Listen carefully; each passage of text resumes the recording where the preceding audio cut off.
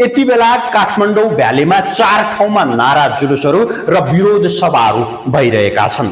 एउटा बल्कुमा भइरहेको छ राजावादीहरूको आन्दोलन, जसले राजालाई कुनै पनि हालतमा यो देशको सिंहासनमा राख्न चाहिरहेको छ। उनीहरूले भनिरहेका छन् कि अब कुनै पनि हालतमा राजा आएर सिंहासनमा नबसेसम्म यो आन्दोलन जारी हुन्छ, हामी सडक छोड्दैनौँ।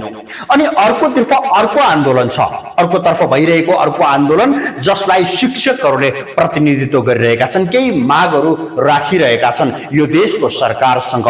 उनीहरूको चाहना छ कि हाम्रो माग पूरा गरिदियोस् सरकारले, हामी सडक छोडिदिन्छौँ।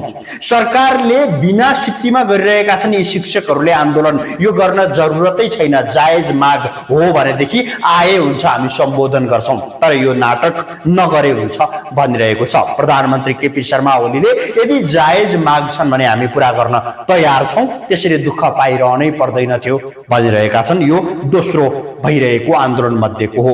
अर्को छ तेस्रो आन्दोलन, सहकारी पीडितहरूले आफ्नो पैसा फिर्ता चाहियो भनेर आन्दोलन गरिरहेका छन्। भलै त्यस काण्डका प्रमुख मानिएका रवि लामिछाने जेल चलान भइसके तैपनि सहकारी पीडितहरूले पैसा पाएका छैनन्। एकातर्फबाट हेर्दाखेरि कहीँ कतै यस्तो भाष्य क्रिएट गरिएको थियो अथवा यस्तो भाष्य सृजना गरिएको थियो कि रवि लामिछाने नै यसको सबैभन्दा ठूलो प्रमुख पात्र हुन्, यिनले सजाय पाउनुपर्छ, सजायको भागीदार बन्नुपर्छ भनिएको थियो। यति बेला रवि लामिछानेलाई पूर्वपक्षका लागि कारागार चलान गरिएको छ, तैपनि सहकारी पीडितहरूले न्याय पाएका छैनन्, सहकारी पीडितहरूले पैसा फिर्ता पाएका छैनन्। यो अर्को विडम्बना सहितको आन्दोलन काठमाडौँकै सडकमा भइरहेको छ भने चौथो चिकित्सकहरूको आन्दोलन पनि भइरहेकै छ। एउटै शहरभित्र 4 वटा ठाउँमा ठूला आन्दोलनहरू भइरहेको छ, जसका कारणले सडकहरू जाम भइरहेका छन्। पैदल यात्रीदेखि सवारी साधन चालकहरू सबैलाई यसले ठूलै मर्का पारिरहेको छ। अफिस होल्डरदेखि लिएर व्यवसायीदेखि लिएर सबै खाले मान्छेहरूलाई यसले तनाव सिर्जना गरेको छ। तर सरकारले यस्ता 15-20 हजार मान्छेहरू त दिनहुँ ओर्लिन्छन् सडकमा, यसलाई खासै ठुलो मान्नु पर्ने आवश्यकता छैन भनिरहेको छ। प्रधानमन्त्री केपी शर्मा ओलीको स्वयंको वाक्यांश हो यो। केही दिन अगाडि उनले बोलेका थिए, जसको फलस्वरूप तिनकुनेको घटना तपाईँ हाम्रो अगाडि, 2 जनाले ज्यान गुमाउनु पर्यो, लाखौं करोडौंको क्षति भयो लगायतका कुराहरू तपाईँ हाम्रो अगाडि जस्ताको तस्तै छन्। यसको बारेमा धेरै व्याख्या र विश्लेषण गर्न जरुरी छ जस्तो कम्तीमा मलाई चाहिँ लाग्दैन। अब 10-15 हजार मान्छे प्रत्येक दिन निस्कन्छन्, यसलाई ठूलो मान्नु आवश्यक छैन भनेर चैत्र 15 गते राष्ट्रिय प्रजातन्त्र पार्टी र त्यसैगरी दुर्गा प्रसाईले अभियान सञ्चालन गरेको अथवा दुर्गा प्रसाईले आफ्नो कमान्डरमा सञ्चालन गरेको त्यो अभियानको मर्जको जुन संयुक्त प्रस्तुति देखियो, जसले चाहिँ तिनकुनेको जुन घटना यो इतिहास बन्नेवाला छ। भोलिका दिनमा हाम्रा पुस्ताहरूले किताबमा पढ्नुपर्ने अवस्था त्यहाँ सिर्जना भयो। प्रधानमन्त्रीले त्यहाँ, गृहमन्त्रीले लगायत सम्बन्धित निकायले बेवास्ता गर्दै गर्दा, इग्नोर गर्दै गर्दा र त्यसलाई चाहिँ केही पनि होइन भनेर वास्ता नगरिदाखेरि 2 जनाले ज्यान गुमाउनु पर्यो, करोडौंको क्षति पनि हामीले देख्यौं त्यहाँ। आज कुनै पनि हालतमा राजालाई सिंहासनमा ल्याएर राखेरै छोड्छौं भनेर अगाडि बढिरहेका छन् राप्रपा र राप्रपाका फलोअर्सहरू, राजावादीहरू, जोसुकै पनि हुन्। जो राप्रपामा छन् तिनीहरू पनि, जो राप्रपामा छैनन् तिनीहरू पनि। राजेन्द्र लिङ्गदेनले नेकपा एमाले र नेपाली कांग्रेसबाट पनि आउँदा हुन्छ है, आफ्नै पार्टीको झण्डा बोकेर आए पनि हुन्छ, केही पनि फरक पर्दैन, आउनुहोस्, अब देशमा राजा नै चाहिन्छ, बिना राजा यो देश बन्न सक्दैन भनेका छन्।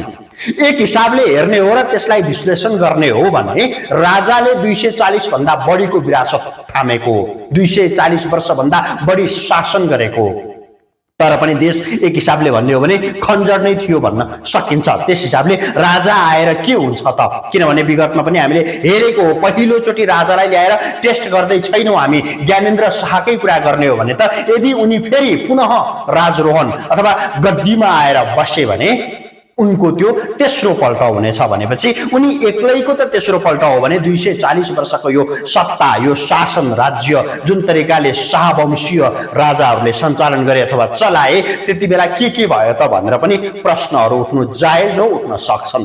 तर फेरि 35 वर्षभित्र जति चाहिँ वितण्डा मचाए यी नेताहरूले, यी छोटे राजा भनिएकाहरूले 35 वर्षभित्र जति ज्यादती गरे, जति भ्रष्टाचार गरे, जति अनियमितता गरे, जति चाहिँ यहाँको यो देशलाई खञ्जर बनाउनको लागि ओतप्रोत भएर लागि परे, रात दिन भनेर लागि परे, आफ्ना र आफ्ना सात पुस्तालाई बनाउनको लागि, धनी बनाउनको लागि, सुखशैलको मोज मस्तीको जीवन दिनको लागि जसरी लागि परे, यो 35 वर्षमा जति बिग्रियो त्यति त राजाको पालामा कति यो 244 वर्ष लगभग 240 प्लसको समयमा पनि भएको थिएन भनेर चाहिँ पुष्टि भइसकेको देखिन्छ अथवा मान्न सकिन्छ। तपाईँ हामी यसको एक हिसाबले हेर्ने हो भने भुक्तभोगी हौं।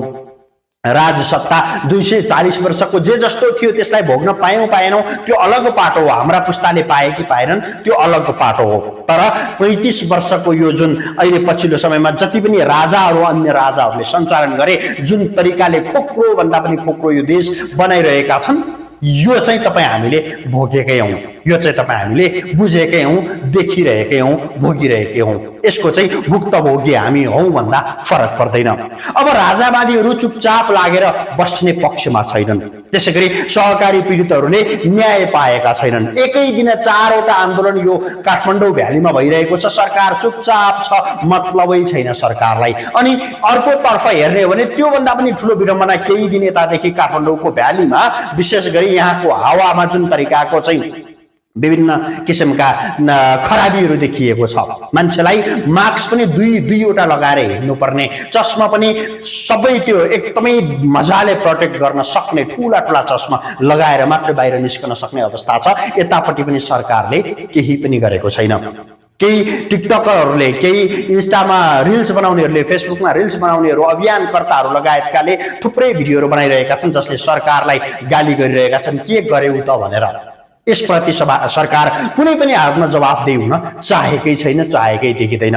अनि यो सरकारबाट कति एक्सपेक्ट गर्न सक्छौँ हामी? हो, राजा चाहिन्छ चाहिँदैन त्यो अलग पाटो हो, राजा ल्याउनु पर्छ पर्दैन अलग पाटो हो, उनीहरूको माग सम्बोधन हुन जरुरी छ या छैन त्यो अलग पाटो हो। तर शिक्षकको माग सम्बोधन हुन जरुरी छ। सहकारी पीडितहरूको माग सम्बोधन भइसकेको सोचेको होला, यदि रवि लामिछानेलाई लगेर कारागारमा काल कोठरीमा थुन्ने बित्तिकै सबै कुरा भयो भनेर सोचेको भने त्यो पनि गलत हो। तिनीहरूको पनि माग सम्बोधन हुन जरुरी छ। त्यति मात्रै होइन, चिकित्सकहरूको आन्दोलन आज माइती घरमा भइरहेको छ, तिनीहरूको बारेमा पनि सोच्न जरुरी छ। यतापट्टि सोच्न जरुरी छ कि छैन भन्ने कमसेकम त्यतापट्टि कन्सिडर त गर्न सक्छ सरकारले, तर त्यो पनि गरेको छैन। अनि यो सरकारबाट कति अपेक्षा गर्ने, कति चाहिँ हामी यो सरकारलाई मान्ने तथास्तु भन्दैछ सरकारले, हामी हो भनेर लागि पर्ने, लम्पसार पर्ने कति अनि कहिलेसम्म? यो प्रश्न गम्भीर छ कि छैन तपाईँ हामीले सोच्नुपर्छ कि पर्दैन? राजेन्द्र लिङ्गदेनले भने जस्तै सबै मान्छेहरू एकै ठाउँमा आउनुहोस्, बरु आफ्नै आफ्नै पार्टीका झण्डा बोकेर आउनुहोस्, हामीलाई आपत्ति छैन भनेका छन् उनले। अब त्यो राजा ल्याउनकै लागि त त्यो गर्न जरुरी छ छैन त्यो हामी भन्न सक्दैनौँ। तर यो देशको विकासको लागि हुन सक्छ भने चाहिँ सबै पार्टीले आफ्ना झण्डाहरू त्यागेर राष्ट्रको झण्डा, नेपालको झण्डा मुनि एकत्रित भएर एकै ठाउँमा आउन जरुरी छ र यी भ्रष्ट नेताहरूको विरोध गर्न जरुरी छ। यी भ्रष्ट नेताहरूलाई यिनीहरूको सम्पूर्ण कुराहरू सकाउनु पर्ने अवस्था यति बेला आइरहेको छ।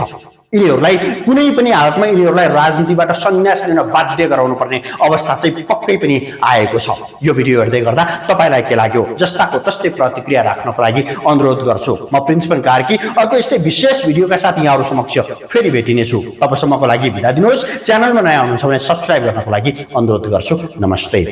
आन्दोलनमा सहभागी हुनुभएकोमा सर्वप्रथम तपाईहरूलाई हार्दिक अभिवादन। साथीहरू, यो आन्दोलन बारे अझ पनि राज्य पक्षका शीर्ष नेताहरूले शिक्षकहरू किन दुःख गरिराखेको, किन सडकमा सुतिराखेको त्यो कुनै आवश्यकता नै छैन, बडो हलुका तरिकाबाट बोलिराखेको यहाँहरूलाई थाहा नै होला। कोही नेता भन्छन् यो आन्दोलन अहिलेको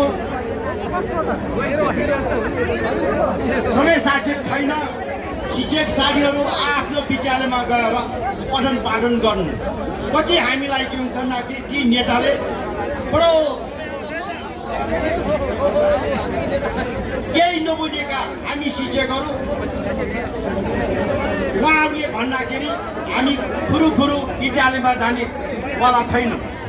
यसकारण म त्यहाँ उपस्थित देशभरका शिक्षक, विद्यालय कर्मचारी र संस्थागत विद्यालयका शिक्षक साथीहरूलाई के भन्न चाहन्छु, अहिले पनि हामीले शिक्षा विधेयक जारी गर्न सकेनौँ, शिक्षा ऐन बनाउन सकेनौँ भने हामीले 2072 सालमा संविधान जारी भए पश्चात यत्रो लामो अवधिसम्म शिक्षा ऐन जारी नहुँदाखेरि कयौँ शिक्षक साथीहरू, कयौँ विद्यालय कर्मचारीहरू उहाँहरू निर्भीक भएर केही हातमा खाली हातमा उहाँहरू घर फर्किसकेको कुरा सबै हाम्रा शिक्षक साथीहरूले, विद्यालय कर्मचारीले थाहा भएको कुरा हो।